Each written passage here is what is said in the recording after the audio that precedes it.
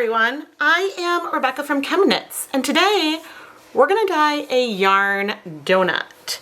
Now, this one that I'm showing right here is just for demonstration. I'm not actually gonna be dyeing this particular donut, but this is a Wool of the Andes sock blank I made on one of my hand crank knitting machines. And by donut, it's when we fold things up so we get this kind of shape. And since you end up with more yarn for each layer as it gets bigger and bigger, you end up with almost this really cool gradient striping type effect where the colors sort of shift, but the gap between the color transitions gets smaller and smaller as you go to the center. It's really cool. But we're gonna do things today with a twist. And well, before I tell you about that twist, I just wanted to show approximately what I mean when I say a sock blank donut. Right here I have two platinum sock blanks from Wool to Die For. And we're actually gonna be using these flat blanks to make the donut. And to do that, I am just gonna quickly stitch the ends together using, I think, even just some ribbon, so that way I can make it into a tube. And this is something that I've shown in the past and works pretty well. But we are doing something different today with our donutting. It sounds so weird. But before, I guess, I keep putting it off, but before I talk more about that, I just want to tell you that these sock blanks are double-stranded sock blanks that are 75% superwash merino wool, 25% nylon. And the double-stranded means that when you unravel it, you'll get two matched 50-gram balls of yarn. So then you can use those to make matched socks, make something symmetrical, but symmetrical could be something that we end up with here today. Because the twist is that rather than winding the donut up from one end and doing it that way, we're gonna do something and we're gonna roll it up from both ends. So we end up with something that's a little bit more Princess Leia bun style for our donut. And I don't know what it'll get, but I'm really excited about it. So I hope you are too. Now, to give a closer view, I am very loosely going through the stitches to just stitch this together. This will be really easy to pull out in the end. And the only other tip I have here is to kind of try to make sure you're not splitting the yarn. I'm trying to go through some of the stitches, but this is faster and will be easier to unravel than a homemade blank. Of course, if you have like a circular sock machine or one of those hand crank knitting machines that I've shown in the past, you can use one of those to make your own blanks at home out of any yarn base you want. But sometimes it is a little bit easier time-wise to just buy the blanks. And I could do this faster, but I think I'm a little bit slower because I am talking to all of you. And it's okay if it's not perfect. The kids' crank knitting machines are pretty nice for how inexpensive they are. However, it definitely takes a long time to make a blank, and you can't really use them on something that's much thicker than worsted weight yarn. Then they start to have tension issues and drop stitches more. Not that you care if there's a dropped stitch when you're making a blank, because you're gonna be unraveling it anyway. So whatever way you want to make the blank is really up to you. But blanks are a really great way to make gradients because, well, you have one end of the yarn at one end of the blank and the other end of the yarn at the other. So whatever asymmetric thing you create, that will go into your project. But anyway, I'm stitching up two blanks right here, so then we can make our little donuts. Woohoo! We have two little donuts here. Well, not donuts yet. We have two blanks. Okay, I think the way to play this, to fold it, is gonna be to try to keep it relatively symmetrical. So I'm gonna fold it just a little bit to start. And because we're not gonna have as much fabric total, I can start smaller. Where I think if I started this small on the full thing, then it would be hard to do. But I'm just gonna keep cuffing it, sort of one at a time. A little barbell. Now, the one issue I can foresee happening is that, and I have no idea if one is getting wound more than the other. The one issue I have is that things aren't going to be as tight as they might if I was doing, just going to try to do this so it's a little bit tight. Things aren't going to be as compact as they would have been if I was doing a donut all in one direction. And so I thought I would do two of these side by side, but you know what? With this other one, let's do the more classic donut. Because at least this way, if the double donut flops a little bit, we'll still have the other one to compare it to.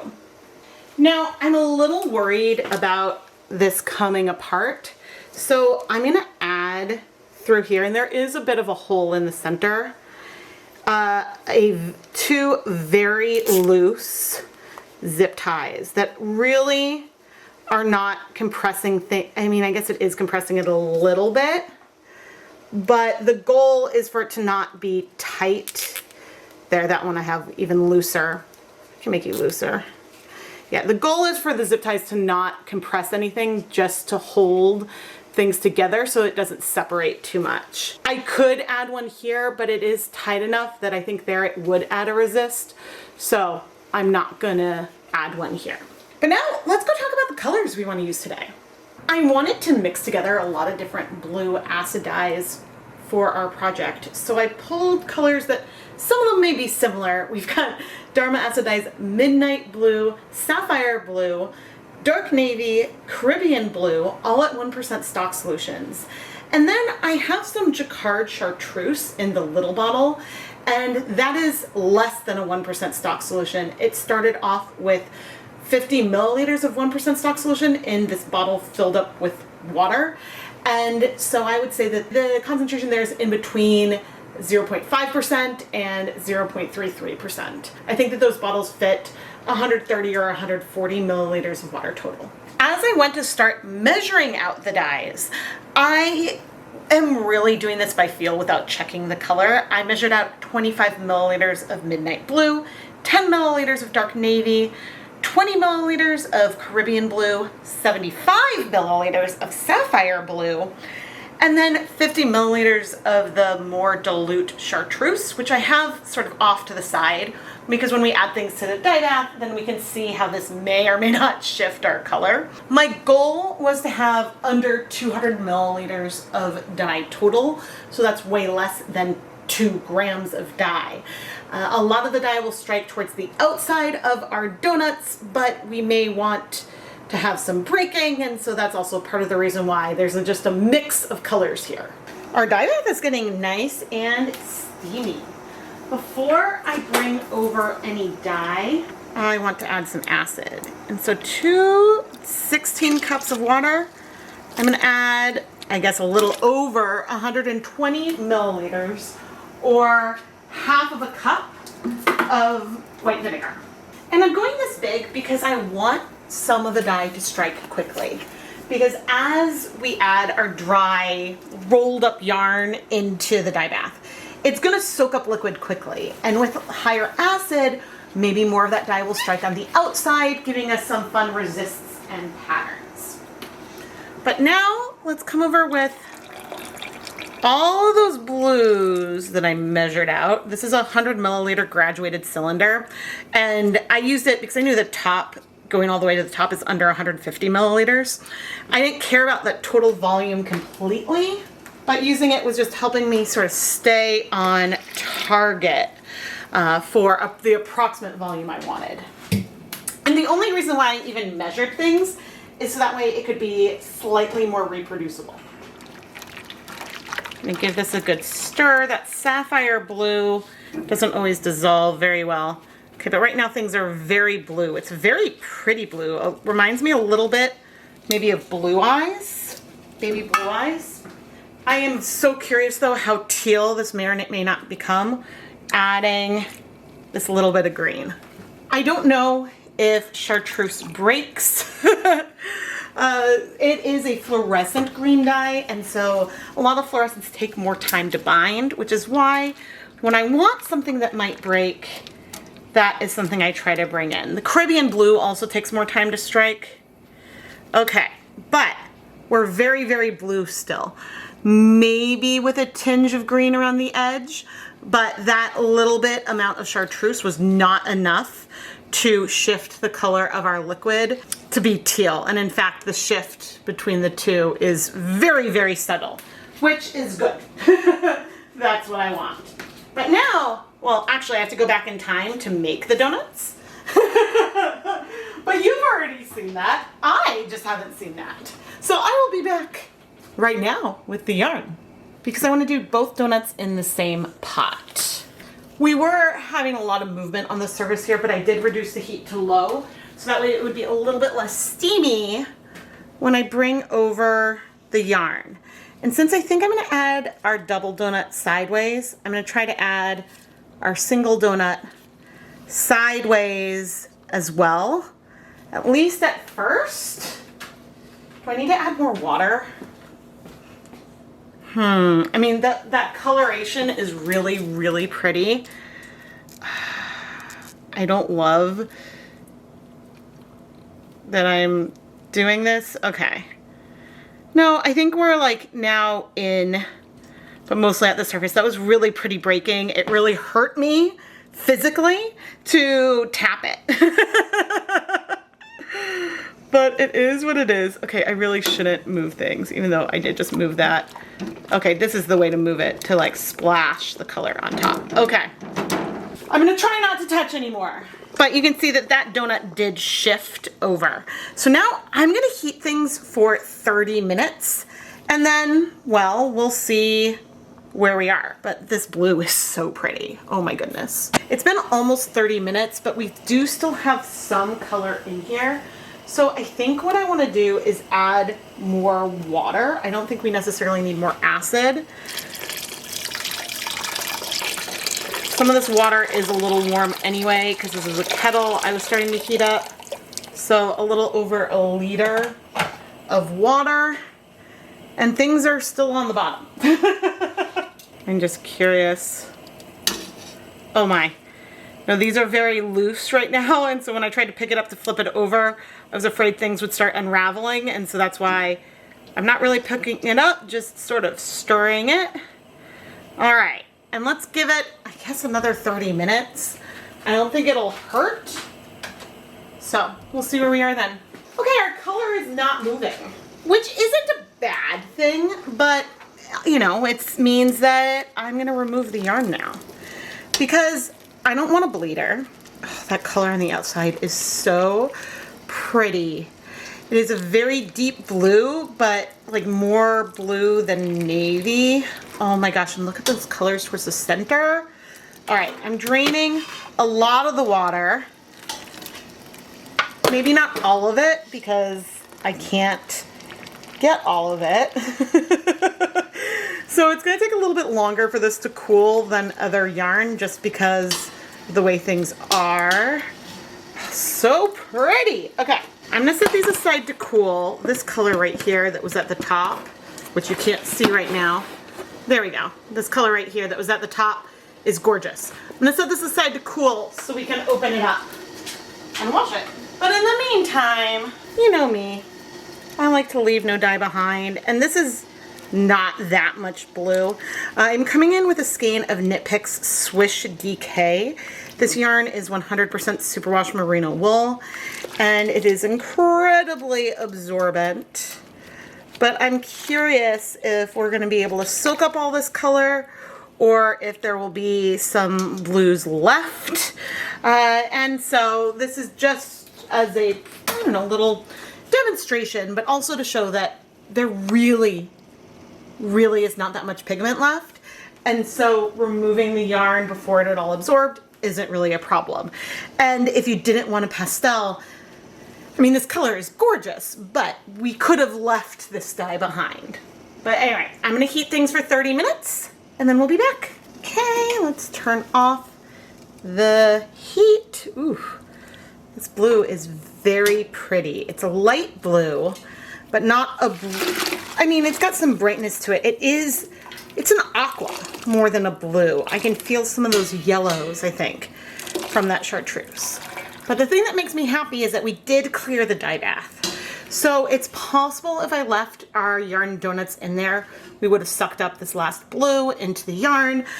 But since that dye was still there when it was hot, I figured it wasn't worth it because maybe it would absorb, but then maybe we'd have more bleeding. And so I wanted to set us up for success, and I think I did that. But anyway, I'm gonna go set this aside to cool before we open up our donuts. It's time to wash our donuts, and we'll wash our Leave No Dye Behind skein off camera separately. Okay, let's first open up this one, but I just have to say, I don't think my camera's doing justice for, oh, look at that, this stunning blue, and look at this aqua in the middle. Oh my gosh, I'm so glad I added that Caribbean blue and the chartreuse. Oh, that is so pretty. All right, we're gonna open this up and, ooh. Okay, so we had a little section of bright, a bigger section of bright, and I think our bright sections, which aren't necessarily getting bigger, but they're getting closer together. And unfortunately my counter is busy right now, so I don't think I'm gonna be able to lay everything out wet easily to see side by side. And of course there's water in there. Okay, but can you get a little feel for this one right now? Maybe a little bit. The darkest, there's a bit of a gradient there. Okay, I'm gonna remove this so we can take a look at our double rolled donut, which should be a lot more symmetrical. Okay, I'm gonna just quickly unravel one side. Ooh, good. We still see resist and breaking, glorious breaking. Oh my gosh, and the light patches get closer together as we get towards the end. And I'm curious how well it matches up. I mean, it's not a perfect, like, symmetrical thing. There's some obvious differences, but we've got lighter at the ends, darker in the middle, and something that feels very different from the way we rolled the other one. And actually, here's something for sure, which we kind of expected. The one that was rolled in just one donut versus the two donuts from each end has more light patches. Oh dear. That's unfortunate. I'm gonna have to say goodbye to this basin. There are more light patches when the donut was wound just from one end because, well, think about it. There is more yarn in the center and it's a little bit tighter wound. Added some soapy water to here. And so therefore it was harder for the dye to get to the center of that other donut, giving us a lighter color. Oh, so it's super fun. I am so glad though we still have that variation that we have on the other side. And you know what else I'm really glad about? I'm glad that I measured the proportions of the colors we used in here, because these color combinations are incredible. They're absolutely incredible, and I need to do more with it. I'm so unbelievably happy right now. Oh, and you know what else is making me really happy? I'm not seeing blue in the water. And that always makes me extremely happy. Okay, I'm gonna finish rinsing out the soap. I'm gonna put this yarn through my spin dryer, hang it up to dry, so we can look at these side by side, remove the ribbon, and, well, see where we ended up. Here are the two blanks we dyed with our donuts. And I don't know if the little bit of aqua, the little bit more, I mean, it's still very blue, but green is showing up very well there. But you can very, very clearly see the one that we rolled from both ends. This was our double donut versus the single donut. Because in this blank, the colors got way paler towards the center. And here, we have more deep color in the middle where, if you remember, that was the most outside portion of our donut and the ends were the most interior. So, I don't know, that's pretty cool. But now, I am gonna remove the ribbon and see how easy that was. Oh, it's a nice thing about using like a ribbon or something that's smooth is that you can very easily just pull it out of the blank. So then we can open it up. And here we can open this one, whoops, as well. And opening up the blanks isn't necessarily giving us any new information, but in some ways, I think that seeing them at their full width versus folded in half makes it a little easier to see the difference within one of the blanks. So you can see that it really does sort of oscillate between light and dark, but the dark sections get bigger and bigger and then smaller and smaller. And on this one, that darkest blue is the biggest sort of over here. It gets lighter and a little smaller, lighter and smaller, lighter and smaller, lighter and smaller. So not only do the colors oscillate, but you get something that is almost a fractal-like pattern, which is really, really cool. Now, I think that if we wanted to have more resist in here, with the zip ties, we definitely could have pulled those tight and added some resist, but also I don't think that's necessary. Whichever way we did it, it's very, very fun. But now, as I flip these blanks over to the wrong side, I want to take this opportunity to give a huge shout out and thank you to the ChemKnits Fiber patrons, including Jessica Parco, Bernadette Crum, Dawn Jans, Karen Siegel, Tamaris Fanes, and the rest of the names you see on the screen right now. Patreon's a platform that allows you to support the content here directly, and there's some fun perks. You can find more details over at patreon.com/ChemKnits. And of course, whether your name was on the screen or not, I really appreciate the support of all of the ChemKnits patrons, and thank you all so much. When flipping the blanks over, the color on the wrong side is way deeper. Which, if you think about it, and that's the case over here too, if you think about it, that makes sense because this is what was on the outside. When I rolled the donut, the inside of the blank was the right side and the wrong side of the blank was the outside. And anyway, I just think that that's pretty cool because I did not expect to see a difference quite like that. I'm not going to be unraveling these blanks today, but in addition to not quite stripy, but like a gradient of intensity, there's going to be some modeling and almost reverse speckling in here as well. There are a few different ways you know that. One, things are darker on the back than the front. So that's one clear thing. But also if we pick an area and sort of spread it out, you can see those little reverse speckles in there that resist from the blank itself. And part of the reason why it's so extreme is that in the donut, things were sort of stretched in a way that put more tension and a little bit more resist there. But as I was starting to say, I'm not going to be unraveling these blanks today. And that's because I think part of the fun of a sock blank, whether it's double-stranded sock or single-stranded sock DK, what have you, I think part of the fun is seeing that pattern and unraveling it yourself when you work on a project. However, I do always give an option when I list yarn like this in the ChemKnits Creations Etsy shop for me to unravel the blanks for you. And if I am going to be unraveling the blanks before I ship them, then I'll film a short so that way I can show off what that finished yarn, what those matched 50-gram balls of yarn that these will unravel into, what those look like. Now, is this more symmetrical blank perfectly symmetrical? No. And I think that this illustrates a little bit why it's worth having a double-stranded blank like this, because when you unravel the blank, you're going to get matched 50-gram balls of yarn because it's two strands knit together. So it doesn't matter if, okay, this one is dark but has a light patch there, and the equivalent stripe on this side doesn't have that, because you're not necessarily knitting one sock starting from this end and one starting from that end, unless of course you want to.